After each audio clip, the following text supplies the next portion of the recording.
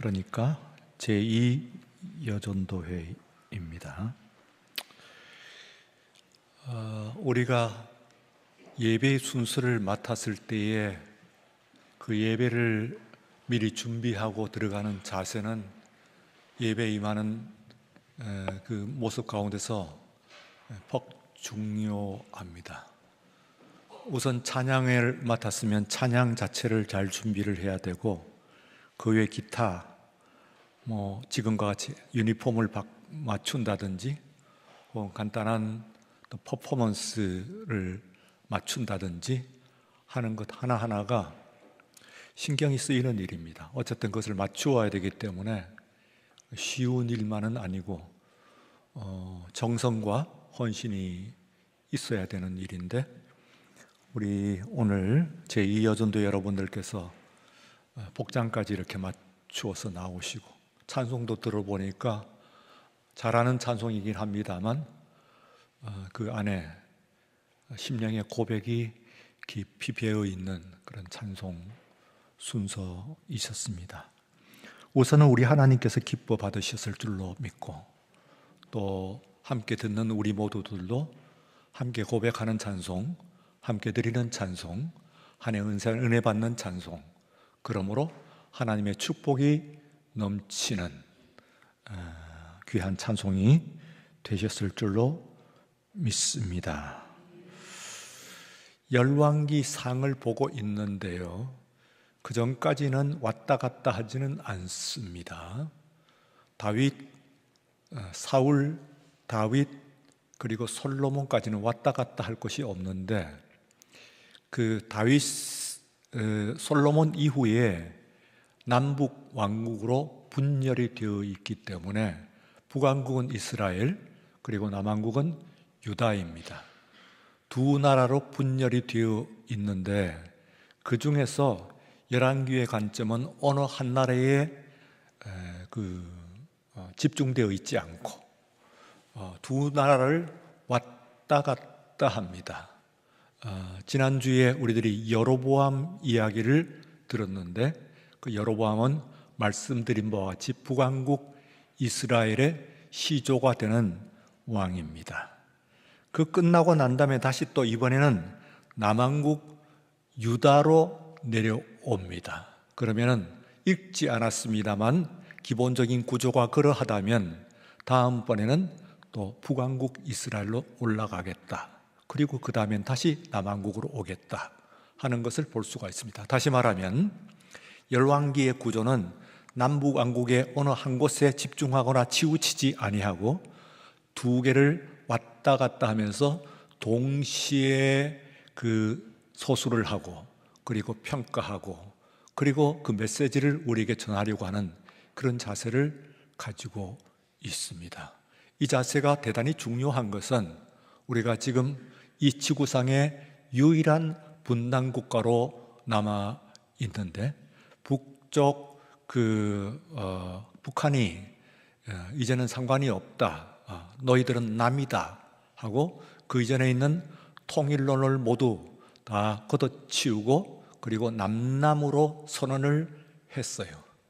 그럼에도 불구하고 우리는 아직 정부 차원에서나 국민적인 정서에 있어서나 북한과 남한을 한 나라로 규정하고 있는, 북한은 이미 걷어치웠습니다. 그러나 우리는 이 한반도에 속한 모든 국토, 그리고 그 도서들을, 부속 도서를 국토로 한다, 전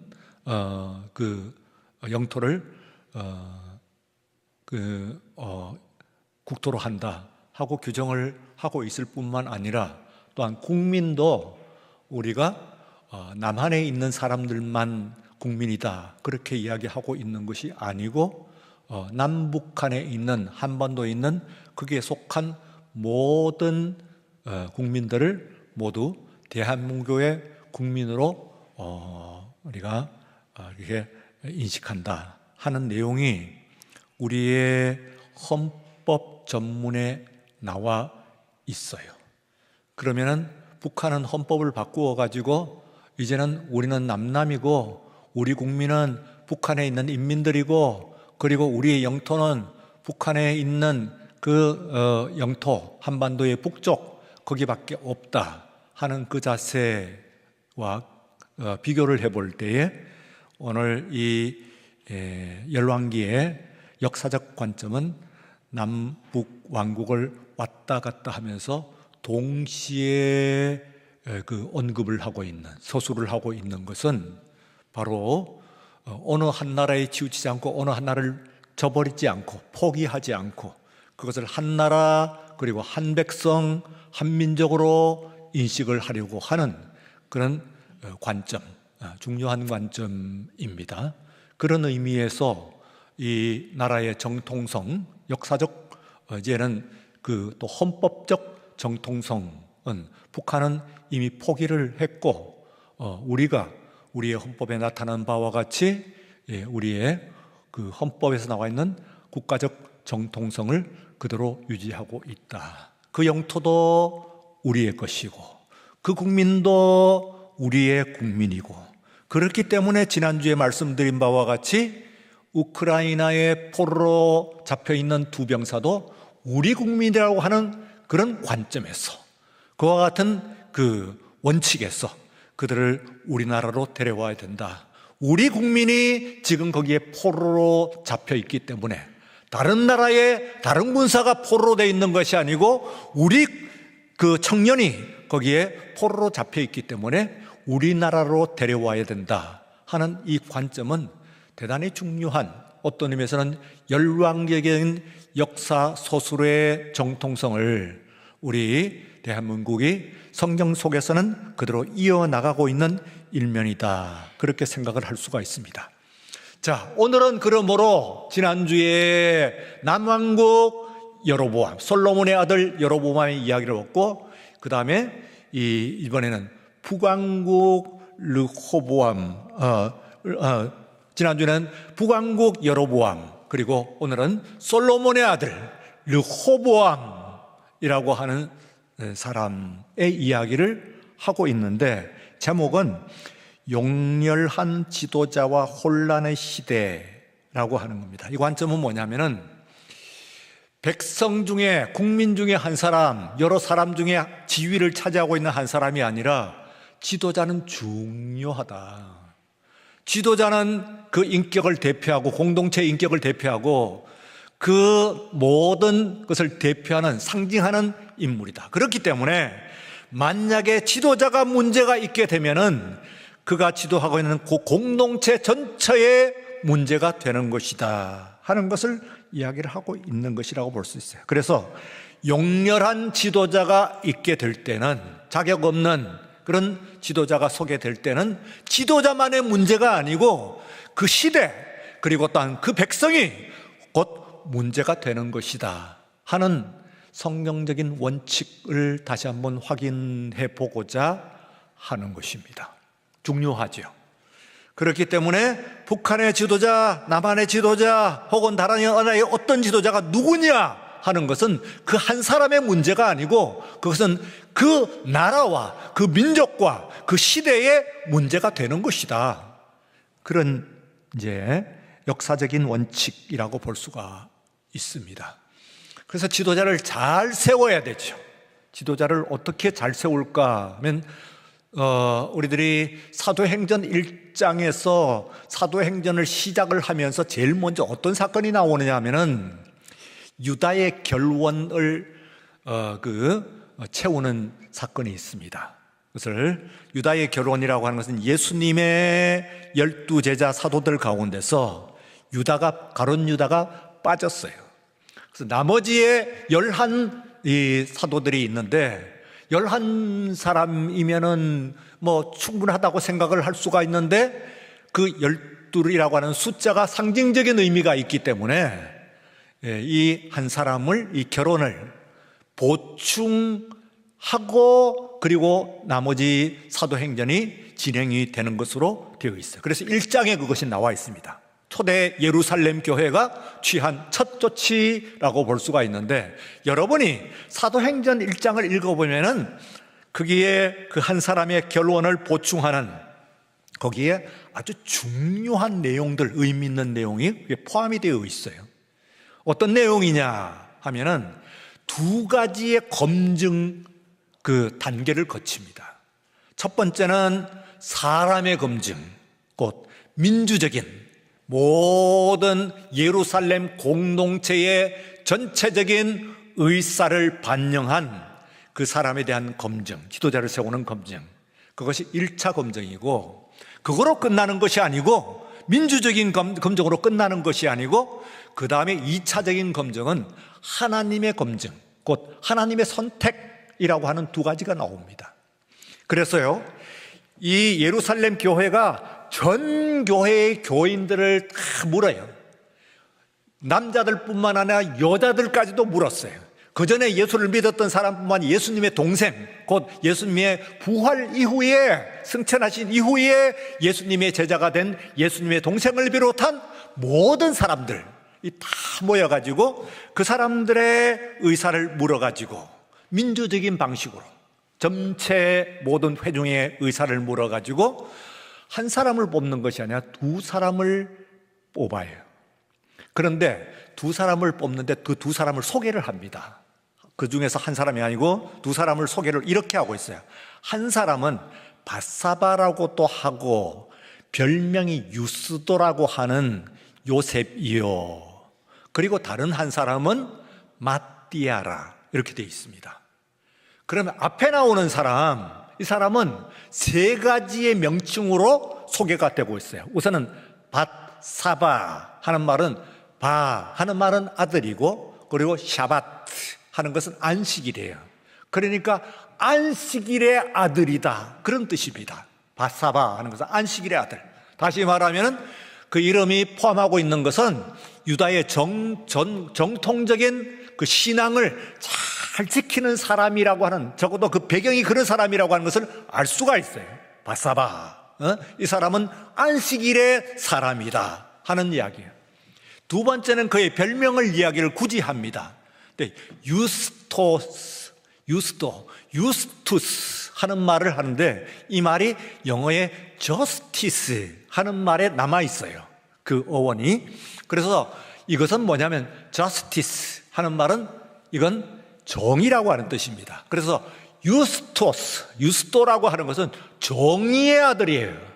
세상적인 덕목으로 왔을 때에 이 사람은 정의로운 사람이다, 나서갖고 정의를 그린 그 사람의 그 본명은 요셉이다, 이렇게 삼중적으로 소개를 하고 있어요. 그리고 요셉이라고 하는 사람은 한편 신앙적으로는 안식일의 아들, 신앙을 잘 지키는 사람이야. 세상적인 덕목으로는 어떤 사람이냐 하면은, 세상적인 덕목으로는 정의로운 사람이야. 그러니까 둘 다, 이 요셉과 마띠아라고 하는 두 사람이 둘 다 두 사람 중에 어느 사람이나 훌륭한 지도자가 되겠다고 해서 민주적인 절차를 갖추어 가지고 대중의 뜻을 다 물어 가지고 두 사람을 세우긴 했습니다만, 굳이 그 중에서 끝까지 물었으면은, 그 얘기에 포함하고 있는 건 끝까지 그 중에 한 사람만 뽑아야 된다. 결혼은 한 사람이니까 그 중에 한 사람만 이야기를 하면 누구냐 하고 물었으면 틀림없이 앞에 있는 요셉이었을 것이다 하는 것을 이야기하고 있는 겁니다. 왜냐? 그가 먼저 나오고 뒤에 있는 사람은 마띠아라고 하는 단순한 이름만 나오는데, 이 사람은 안식일의 아들, 신앙적인 정통성을 잘 지키고 세상적인 덕목까지도 갖추고, 그리고 공동체에서 정의는 중요하잖아요. 그런 사람이니까 이 사람이 두 사람 중에 굳이 선택을 하면은 요셉이겠다 하는 얘기인데, 그런데 이걸 가지고 끝까지 밀어붙이고 그러면 둘 중에 누구냐 하고 투표를 했으면 되는데, 그렇게 하지 않았어요. 여기가 중요한 대목이에요. 왜냐하면은 그 뒤에 이 둘 중에는 하나님의 뜻은 무엇입니까? 우리의 뜻은 여기까지 왔는데 하나님의 뜻은 무엇입니까? 하고 주님께 모두 한 마음으로 기도했다고 나와 있어요. 기도하고 그리고 두 사람을 제비를 뽑았어요. 이것은, 제비를 뽑았다는 것은 사람의 대중적인 회중의 의견을 반영하지 않고 하나님께 기도하고 하나님의 뜻을 묻는 방법이에요. 이랬더니 거기에 나온 사람이 놀라웠게도 마띠아가 뽑혔어요. 맏대아가 뽑혀갔으니까 그러면은 이 앞에서 더 조금이라도 맏대아도 훌륭하긴 하지만 그러나 먼저 소개된 이 요셉은 훌륭하단 말이에요. 공동체적으로 신앙적인 정통성으로도 보고 그리고 세상적인 덕목으로도 보고 성품으로도 보고 하면은 조금 더 나은 것 같아. 그런데 그 사람이 아니야. 그러면 이제별 뽑기 무효요 그렇게 하지 않고 거기서 이의를 전혀 달지 않습니다. 중요한 것은요, 그때 맏대아가 뽑힌 다음에 나중에 사도행전의 서신이나 요한계시록까지 어디를 봐도 맏대아라는 이름이 그 뒤에 한 번도 나오질 않습니다. 무슨 얘기냐 하면은 그 사람의 존재감은 좀 약했다는 뜻이에요. 그런데 여러분들 거꾸로 한번 생각해 보세요. 지금 베드로나 또 예수님의 동생 야고보나 혹은 제3자적인 나중에 세계적인 교회의 지도자인 바울이나 이런 사람이 있는 기라성 같은 인물들이 지금 나가는데 이 사람이 신앙적으로도 바사바트, 그러니까 안식일의 아들, 아주 신앙적인 정통성에 아주 튼튼한 사람이에요. 그리고 세상적인 법리와 절차, 정통성 여기에는 아주 빼다박은 사람이에요. 이 사람은. 그런 사람이 지도자로 들어왔다고 했을 때에 좋기만 했을까요? 한번 생각해 보세요. 틀림없이 요셉이었다면은 그 뒤에 요셉이 어떻게 했다든지 좋은 것이든 나쁜 것이든 나왔을 가능성이 있습니다. 그런데 놀라웠게도 맏대아가 행한 것이 한 번도 안 나와요. 좋은 일이건 싫은 일이건 안 만나요. 다시 말하면 존재감이 없었다는 뜻입니다. 다시 말하면 이것은 열둘이라고 하는 결혼을 그 숫자를 채우는데 의미가 있는 것이지, 지금 이 상황에서 그때 예루살렘 교회 그리고 앞으로 나가는 그 교회의 행보에 있어가지고는 내가 정통이요, 내가 좀 알고 더 있어, 내가 여기에서는 환하지 하는 사람이 필요한 것이 아니었어요. 문제는 10이라고 하는 숫자를 채우는 것이니까. 물론 그러고도 그냥 찌그러져 있어라 그런 얘기는 아니야. 그러나 전체적인 틀거리로 보게 되면은 예루살렘 교회 그 뒤에 기독교 교회가 나아가는 틀거리로 보게 되면은 노이즈가 나올 수 있는 그 요인이 다분하다 하고 생각을 할 수가 있어요. 어떤 의미에서는요, 요셉이 되었다고 하면은 그런 노이즈가 만들어지고 혼란이 이루어질 수도 있지 않았겠느냐 하는 생각을 가질 수가 있어요. 그거는 사람적인 판단이고 그랬는지 안 그랬는지 하는 것은 이건 제 가정입니다. 그러나 어쨌든 간에 우리가 거기서 확인할 수 있는 것은 하나님께서는 사람의 판단, 사람의 결정과는 다른 결정을 하셨어요. 그리고 예루살렘 교회는 거기에 대해서 이의를 달지 않았다. 그러면 이 두 단계예요. 첫째는 중요하죠. 회중적인 의견, 결집, 그들이 추천하는 사람, 그들이 투표한 사람, 이 사람도 중요하고, 그리고 마지막에는 신앙적으로 누가 하나님의 심중에 있는 사람이 누구입니까? 하는 하나님의 결정을 묻는 그 자세도 신앙적으로 너무 중요하다. 마지막 결정이 그것으로 돼야 된다. 이게 이제 말하자면은 사도행전에 나타나고 있는 아주 중요한 지도자를 선택하는 데 있어서의 두 가지의 검증이라고 볼 수가 있어요. 자, 여로보암은 여로보암대로 다른 의미에서 북왕국에서 만만찮은 사람인 건 알죠. 그죠? 이미 그가 공사 감독관에 있을 때 솔로몬의 왕의 눈에 확 들어갔던 그런 사람입니다. 뛰어난 사람이죠. 르호보암은 또한 르호보암대로 왕이 되어가지고 아버지의 허리보다도 내 새끼 손가락이 더 굵다. 아버지가 채찍으로 너희를 다스렸느냐? 나는 전갈 채찍으로 너희를 다스릴 거다. 아버지보다도 10배, 100배 더 훌륭한 나라 만들 거다 한번 하는 그런 그 의욕이 아주 충만했던 사람이 르호보암이었어요. 그러니까 보통 사람이 아니죠. 만만한 여로보암이나 북왕국 여로보암이나 남왕국 르호보암 둘 다 각각 스타일은 다르지만은 그러나 보통 사람이 아닌 건 틀림이 없어요. 이래도 좋고 저래도 좋고 가만 있고 순종하고 그냥 절차를 그냥 있는 대로 지키는데 만족하는 그런 사람은 아니에요. 뭔가 개혁을 일으키고 뭔가 변혁을 일으켜가지고 뭔가 업적을 만들어내야 되겠다 하는 생각으로 충만했던 사람이에요. 둘 다. 그런데 어떻습니까? 이 사람이 그것들을 하는데 하나님의 뜻을 묻지 않고 자신의 뜻을 따라가지고 용렬하게 지도를 했어요. 그래서 북왕국은 북왕국대로 문제가 있었고, 그리고 하나님께서는 북왕국 여로보암 그 아들이 죽었을 때에 그 아들을 그나마 죽은 아들은 묘실에 들어간다. 그러나 나머지의 너희들의 가족들은 여로보암 표시에 비롯해가지고 무덤에 제대로 묻히는 사람이 없다. 성중에서 죽으면은 개가 뜯어먹을 것이고 성 밖에서 죽으면 새가 쪼아먹을 것이다. 제대로 장사 이 절차를 밟는 사람이 없다 말이지 말이요.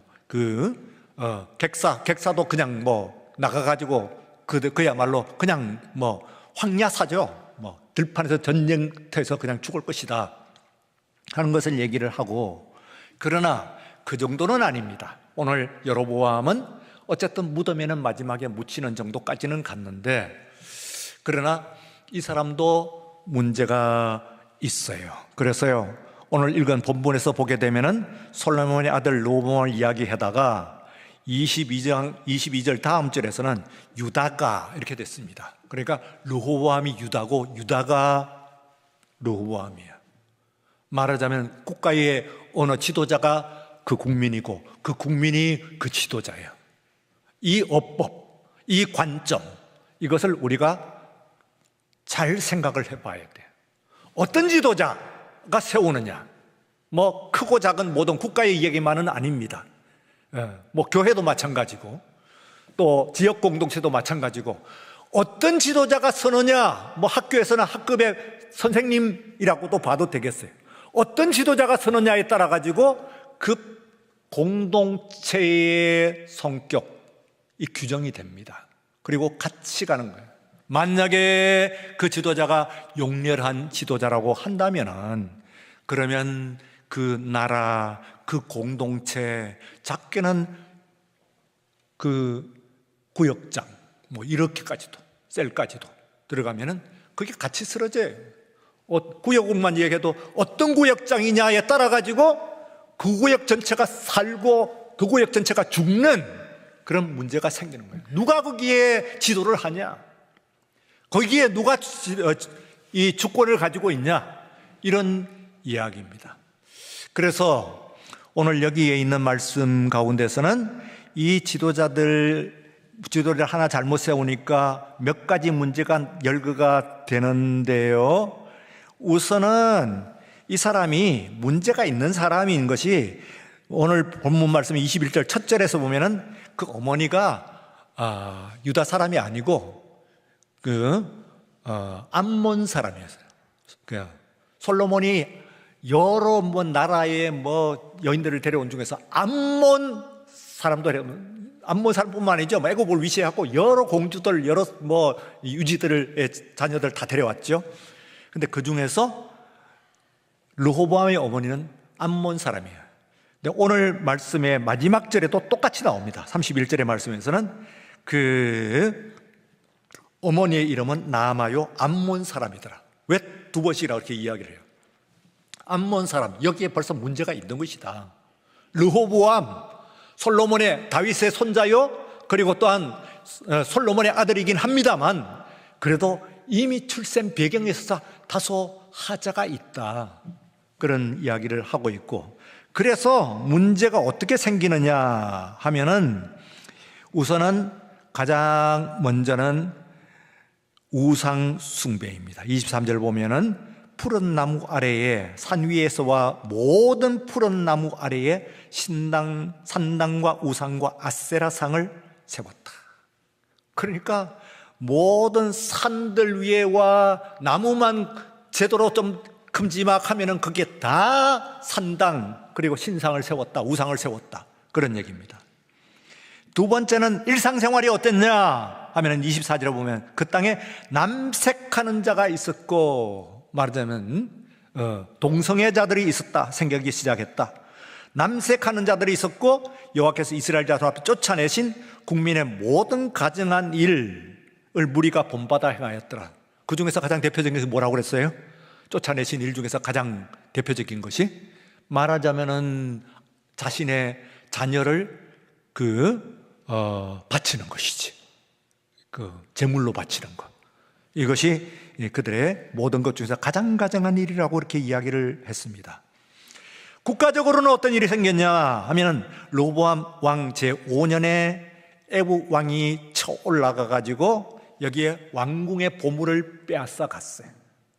사실 이 보물은 보통 이만저만한 보물이 아니에요. 다윗 때에 다윗이 한번 생각을 했어요. 자, 이 세상에는 그 알렉산더와 그리고 또한 느부갓네살과 뭐 이런 세계를, 징기스칸 같은 세계를 정복하는 그런 그 정복자들이 있잖아요. 그래서 다윗도 한번 생각해요. 이 정도의 국력이고 이 정도의 국가의 부를 가지고 있으면은 세계 정복 한번 해도 되는 것 아니냐. 이거 지어낸 말이 아닙니다. 여러분들이 앞에서 읽어보시면 사무엘에 나와요. 이 정도가 나오면은 세계 정복 한번 해도 되는 것 아니냐 하고 생각을 했어요. 그래가지고 일단 보물은 다 있고 그 다음에 보물 있고 국민의 숫자를 셌어요. 국민의 숫자를 세니까 요압이 말렸습니다. 그때는 요압이 말렸어요. 나중에는 이제 요주의를 했습니다만 그때는 요압이 왕이시여 지금 무슨 뜻입니까? 이제 와가지고 치세 말년에 국민의 수를 세는 건 무슨 뜻입니까? 뭡니까? 세금을 얼마나 거둘까? 군대를 얼마나 동원할까? 뭐 그런 얘기예요. 말하자면 왜 왕이 이제 와가지고 국민의 수를 세느냐 하고 나무랍니다. 왜 하나님 앞에서 죄를 범하려고 하십니까? 하는데 이에 이 다윗이 그만 마음을 접고 그리고 상당 보물을 남겨놓고 상당 보물을 물려줬어요. 솔로몬에게. 그랬더니 솔로몬의 모든 부 중에서 그 중에 가장 대표적인 것이 부를 얼마나 이 사람이 부자인가 하는 것이 이 왕을 지키는 시위대, 근위대죠. 근위대가 몇 명이겠어요? 뭐 예를 들어서 1000명이다 이러면 1000명이 들고 있는 방패가 금방패예요. 생각 한번 해보세요. 왕을 지키는 그 군대의 앞에 들고 있는 방패가 금으로 된 거야. 방패 하나만 해도 얼마겠어요? 어마어마하지. 그럼 1000명 군대 같으면 1000개가 있어야 되잖아, 이게. 그러니까 말도 못할 부예요, 이것이. 그래서 과연 그 선대왕 다윗이 세계를 나도 한번 정복하고 나도 징기스칸처럼 알렉산더처럼도 한번 돼볼까 하는 생각을 했던 것이 무리한 것은 아니었다고 생각할 수가 있어요.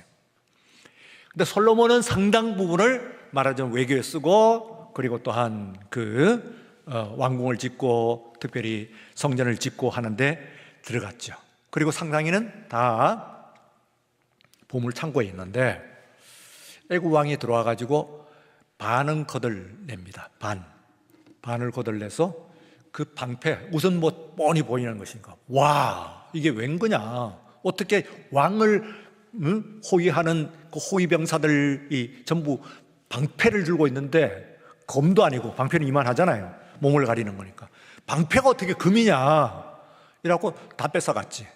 그래서 반타작이 됐어요, 보물이. 그리고 마지막에 이 나라가 이제 멸망을 할 때 400년이 지났어요. 할 때 바벨론의 느부갓네살이라고 하는 왕이 이것을 또 나머지가 절단을 됩니다. 그때에 말하자면은 언약궤도 사실은 그때 없어지는 거예요. 언약궤라고 하는 것은 나무로 만들었는데 그 위에 금을 입힌 겁니다. 그런데 안에 들어있는 것은 돌, 흙, 나무 세 가지로 이루어져 있어요. 돌로 된 돌비, 그리고 또 흙으로 만든 항아리, 만나 항아리, 나무로 된 그 지팡이, 이 세 가지가 흙, 돌, 나무. 금을 긁어가는 사람한테는 이게 별로 필요가 없죠. 그러니까 어떻게 된 것이 정설이냐면 뭐 여러 가지가 얘기했어요. 법궤를 찾았어 뭐 이런 여러 가지 얘기했습니다만 이게 가장 정통적입니다. 느부갓네살이 눈에, 그러니까 곧 바벨론군의 문제는 그 위에 입힌 금은 가치가 있어도 그 안에 있는 돌과 흙과 나무는 아무 가치가 없어요. 다 팽개쳐버린 거예요. 이게 정설입니다. 그게 어디에 있겠어요? 어디 갔다, 어디 숨겨져 있다. 별 얘기를 다 하지만, 그러나 사실하고는 다른 레전드라고 이렇게 얘기를 할 수가 있어요. 관계가 없지요. 이스라엘은 그 안에 있는 돌과 그 안에 있는 항아리와 그 안에 있는 나무가 너무 중요하기 때문에 금으로 쌌지만, 그러나 세상 사람의 눈에서는 그 금이 문제지 그 안에 있는 건 아무것도 소용도 없는 거예요. 이게 말하자면 우리가 신앙을 가지고 있는 사람들과 우리를 바라보는 세상 사람들의 관점이 얼마나 다른가 하는 것을 보는 아주 중요한 관점을 나타내줘요. 지금도 마찬가지. 우리가 싸고 금을 입히지만은 잘못하면 금을 자랑하는 것이 된단 말이에요. 세상에 있는 사람들이 금을 갖고 간다고. 근데 진짜 우리가 중요한 것은 세상 사람들은 거기엔 관심이 없어. 예수님이 우리의 주님이시라고 하는 것은 세상 사람들은 관계가 없어요. 여기서 돈이 얼마나 있냐, 돈을 어떻게 쓰냐, 몇 명이 모인다고 하더라, 건물을 짓는데 얼마나 멋있게 지었다고 하더라, 거기에 있는 파이프 올간이 얼마라고 하더라 하는데 관심이 있지. 하나님은 살아계시고 예수님은 우리의 주님이시고, 그리고 주님께서는 십자가에서 우리의 인생의 문제를 해결하셨으며 다시 구름 타신 모습으로 그대로 우리를 구원하러 오실 줄로 믿습니다 하는 이 안에 있는, 말하자면 이 벽돌과 이 성전과 이 악기와 재정 이런 것들로 둘러싸여 있는 안에 있는 것은 세상은 관심이 없어요. 그게 중요한. 잘못하면 우리도 세상적으로 그게 중요하다고 생각해요. 아이고 재정이 어떻게 됐나, 누가 어떻게 썼다고 카더라, 어쩌고 저쩌고 이러고 나오는 거예요. 예. 그렇게 오염이 되는 겁니다. 그거요, 그야말로 흙 속에, 저 바람 속에, 흙에 묻히고 바람 속에 날아갔어요. 그 나무가 썩었지 그게 있겠어요?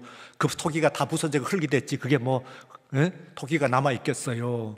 돌이 다 부서지고 흙 속에 저 밑에 처박혀 있지 그걸 어떻게 끄집어내겠어요? 못하는 것이라고 볼 수가 있습니다. 그래서 이렇게 되면은 이 세상에서 지금 현재는 제가 지난주에도 얘기했잖아요. 말하자면 세상에 제일 강한 나라가 미국과 중국과 러시아인데, 말하자면 G3 하면은 그 세 나라고, 제일 군사력이 강한 세 나라인데 각각 전쟁을 일으켜가지고는 지금 온 세상이 거기에 전쟁판에 끼어들어가 있단 말이에요. 벗어날 수가 없어. 워낙에 끼어 있으니까. 그들의 체인을 전쟁의 체인, 달러의 체인, 페트로 달러, 석유의 체인, 이거 벗어날 수가 없어. 예외가 없는 거예요. 그럼 어떻게 하느냐? 우리가 지도자가, 세상의 지도자들이 지금 미쳐 있으니까, 용렬해 있는 거니까 세상이 이렇게 문제가 생깁니다. 전쟁도 나고 민심은 어지러워지고 국가 경제는 파탄이 나고 하는 문제가 생기는 거예요. 그런데 문제가 있어도 언제나 구원의 길이 있습니다. 우리 성경에서 창세기 1장 1절에서는 태초에 하나님께서 하늘과 땅을 창조하시니라 이렇게 돼 있고, 그 다음 절에 보면은 첫 번째 복음이라고 하는 게 나옵니다. 첫 번째 복음이라고 그래요. 그때에 땅이 혼돈하고 공허하고 흑암이 깊음 중에 있었는데, 그러나 하나님의 신은 수면 위에 운행하시더라. 이것은 현재의 실상과 그리고 그 혼란 속에서도의 구원을 이야기하는 성경학자들이 얘기하는 첫 번째 복음이에요. 첫 번째 구원이라 그 말이에요. 구원론이에요. 혼돈, 전에도 얘기했죠. confused. 그러니까 이것은 내 삶의 흥크러진 모습을 이야기를 하는 겁니다. 그리고 또한 그 공허, empty, 비어있단 말이에요. 다시 말하면 가치관, 삶의 의미를 잃어버렸다는 거예요. 사람들이 왜 사는지 하는 의미를 잃어버렸어. 의미가 뭔가, 우리의 생존하는 의미가 뭔가, 역사의 의미가 뭔가, 교회의 의미가 무엇인가 하는 의미를 잃어버렸다 이거예요. 그리고 딥다크니스, 흑암이 깊음 중에 있다 하는 것은 소망이 없다는 거예요. 비전이 없어요. 그러니까 말하자면 지금이 흥크러져 있고, 그리고 또한 그 가치관이 무너져도 어떻게 나가야 할지 하는 것을 보이기만 하면은, 그 방향으로 빛이 있으면은 나가겠는데 사방이 캄캄한 거야. 갈 데가 없어.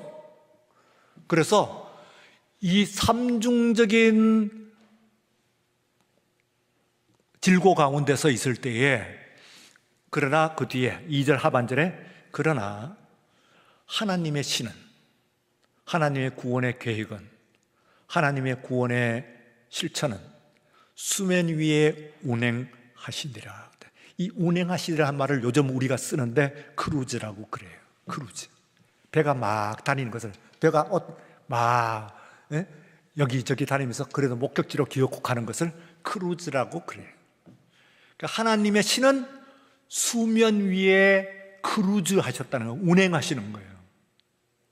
그러니까 우리가 지금 그 혼돈하고, 우리의 삶이 역사가 혼돈하고, 우리의 삶이 의미를, 참된 가치와 의미를 잃어버렸고, 우리가 생각하는 내일이 없는 삶이라고 하지만은 그건 우리의 문제고, 진정한 의미에서는 하나님의 신이, 하나님의 뜻이, 하나님의 구원의 계획이 있는 줄로 믿습니다. 믿습니까? 예, 이 믿음에 여러분들이 충실해야 돼요. 이거를 분명히 해야 되는, 오늘 찬송 준비했어요. 찬송이에요. 나는 선한 주님을 믿네 하는 찬송이에요. 나는 선한 주님을 믿네. 이 찬송이에요. 지금 내 삶이 세 가지 얘기했죠. 하나는 혼돈하다, 혼돈, 컨퓨즈드 돼 있다. 그 다음엔 공허하다, 보이드하다, 삶의 의미가 없다. 그 다음에는 딥다크니스, 흑암이 깊은 위에 있어. 내일이 보이지 않아. 이럴 때 어떻게 하냐? 지도자가 그러니까 온 세계가 그러는 거야. 지도자가 그러면 온 나라가 그런 것이고, 어떤 공동체든 그 지도자가 잘못되어 있을 때는 그 공동체가 그와 같이 그렇게 흔들린다. 그렇지만 나는 그러면 아무런 해답이 없냐?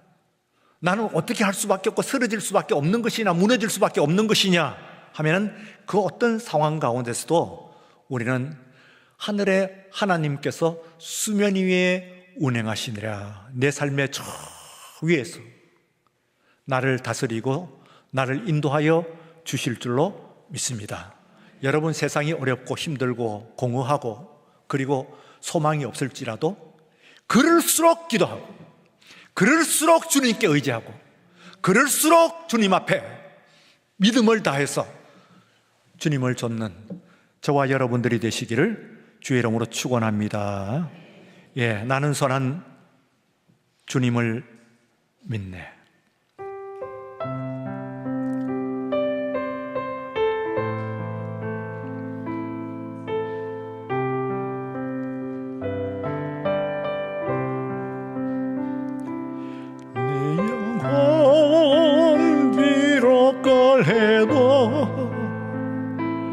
나는 선한 주님을 믿네.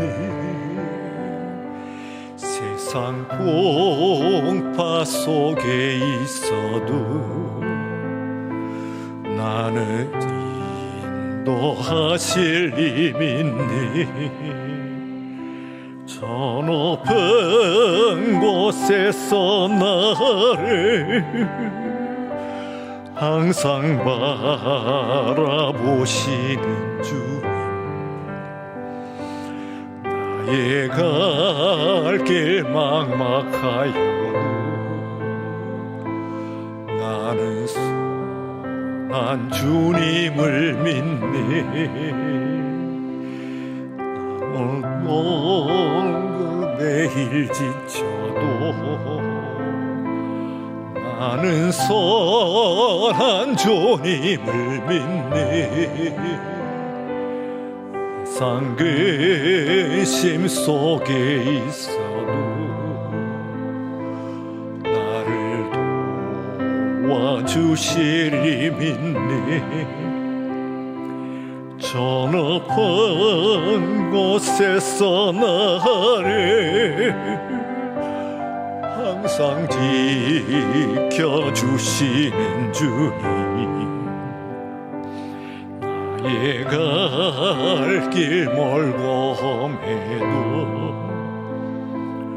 나는 선한 주님을 믿네. 예, 이것서 이 4절까지요. 여러분들 1절부터 다시 한번 4절을 우리가 살아가면서 여러분들의 개인, 가정, 그리고 속한 어떤 공동체, 그리고 신앙의 공동체, 교회, 또 우리 사랑하는 조국과 민족, 또 지국 공동체라고 그러잖아요. 지구 공동체. 간단없이 우리들에게 문제가 있습니다. 우리의 삶이 흔들리고, 그리고 참된 의미를, 기쁨을 잃어버리고, 그리고 또한 앞으로 어떻게 가야 할지 하는 것을 알지 못하는 그런 상황 가운데 있을지라도 여러분들은 주님만을 믿으시기를 바랍니다. 예. 오직 다른 모든 것들이 벽에 부딪혔을 때에 나는 양의 문이라 주님께서 문을 열어주시는 우리 주님을 믿는 우리 모두가 되시기를 주의 이름으로 축원합니다. 예, 1절부터 4절까지 한번 불러봅니다.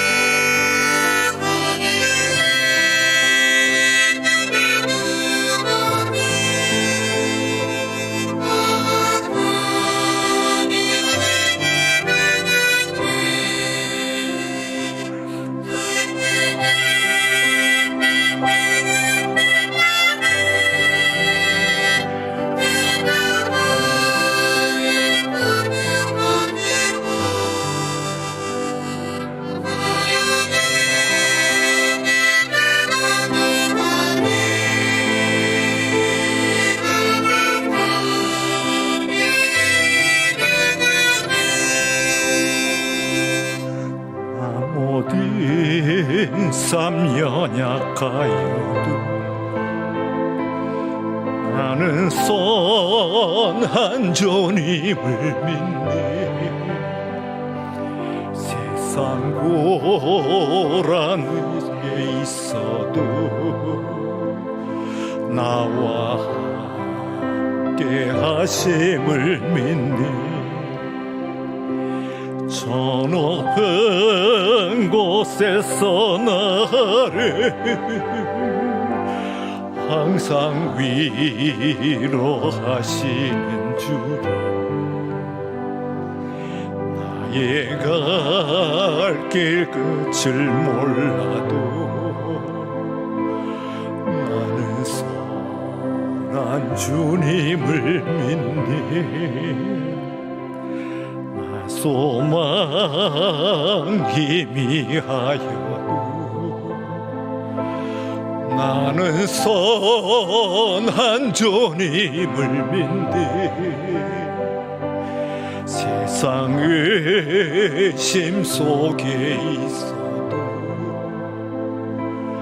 말씀 증거하실 이 믿니.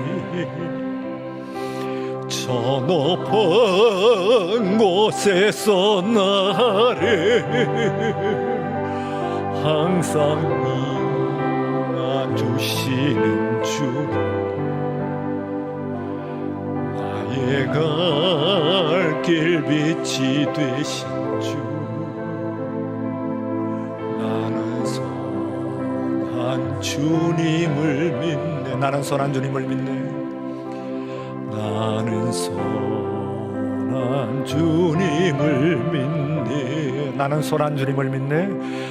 나는 선한 주님을 믿네. 지금은 우리 주 예수 그리스도의 은혜와 하나님 아버지의 크신 사랑하심과 성령의 감동하시고 충만교통 역사하심이 오늘 내 삶이 온통 흥크러지고 흔들리고 있습니다. 나는 내 삶의 의미를, 기쁨을, 참된 가치를 잃어버린 상태가 아닌지 물어봅니다. 하나님, 어디를 찾아야 이 해답이 있을지 세상 가운데서 대답을 찾지 못합니다. 그러나 우리 가운데는, 나에게는 나의 길을 인도하시는 선한 주님이 계신 줄로 믿습니다. 주께서 나의 삶의 수면 위에서 주의 뜻을 행하고 계신 줄로 믿습니다. 주여, 우리를 불쌍히 여기사 우리를 인도하여 주시옵소서. 기도하는 모든 심령과 가정과 모든 기도의 제목들 위에 이제로부터 영원까지 함께 하시옵기를 간절히 축원하옵나이다. 아멘.